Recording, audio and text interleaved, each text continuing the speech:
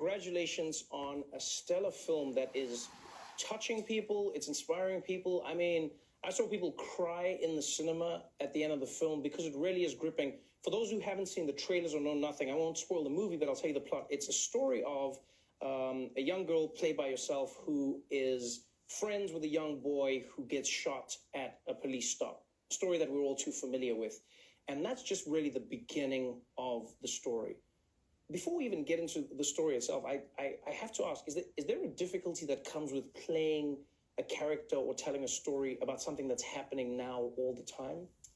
Yeah, I mean, I think there was kind of a deeper sense of responsibility with the way that we approached it, and knowing that we had to reflect events that were real. And so we had to commit ourselves as fully as we could to it in order to honor the lives of those who've been affected by things like this. Right. And we watch the story unfold. And a lot of the time it feels like, you watch it in the news and they'll go, a black boy was shot by, and then names become secondary. And that's why so many people say their names. Yeah. But what we also forget is all the other people who were emotionally shot, all the families that were affected. And that's really what the story is about. Yeah, I mean, it's supposed to be, so it's based on this book by Angie Thomas, which is incredible, and I highly suggest that you read it if you haven't. But it's supposed to be a tool of empathy. So oftentimes we see these events portrayed on the news and in media, but usually they're misconstrued, or they're at least postulated so that they don't fully humanize the people of color who are killed and affected by these events. And so that's what this is supposed to be a tool to do. It's supposed to ground it in a personal narrative, and hopefully people will have a sense of empathy because of that. And so far, it's been really successful. We have a lot of white people crying after, which is great.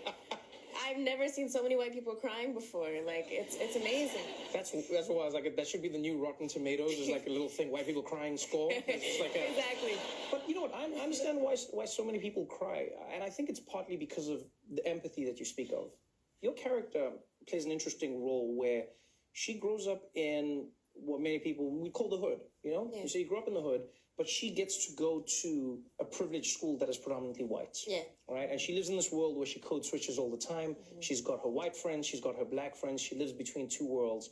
And what happens is her friend who's black gets shot. Yeah. And now she's stuck choosing between these two worlds. Right. It's a really interesting dilemma, and I wondered, like, as a person, was there anything in your life that you drew from, that you connected with when it came to that? Yeah, definitely. I mean, I'm pretty sure that if you are black and living a contemporary black experience, you probably have code switched at some point in time, or are actively code switching in your everyday life. I know that you relate to that experibut Right. I read that in your book. By the way, my dad says that he loves your book. Oh, so thank you very much. Yeah.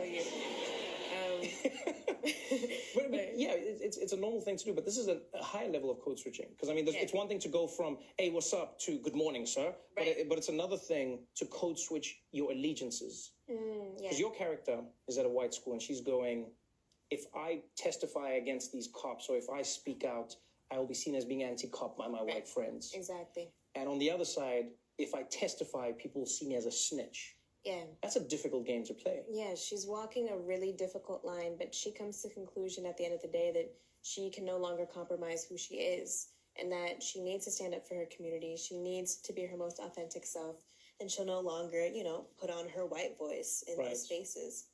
When you were filming the scene that we commonly refer to as the talk, it's a really interesting scene in the movie where you have your character's dad talking to the family repeatedly through their lives, saying, this is how you conduct yourself around police.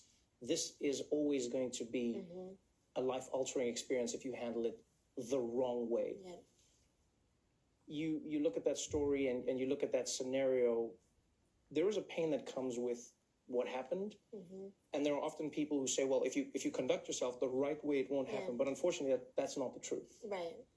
Yeah, I mean, it's tragic because we rob black children of their ability to be children. They have to be so careful about the way in which they act and present themselves from such an early age, because they even understand that they are not afforded childhood in the way that, their white counterparts are. Right.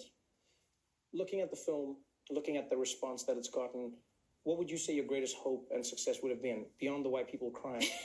when people watch The Hate You Give, what do you want them to walk away with? Because I know everyone has a slightly different feeling. Well, I mean, white people crying actually was the goal. It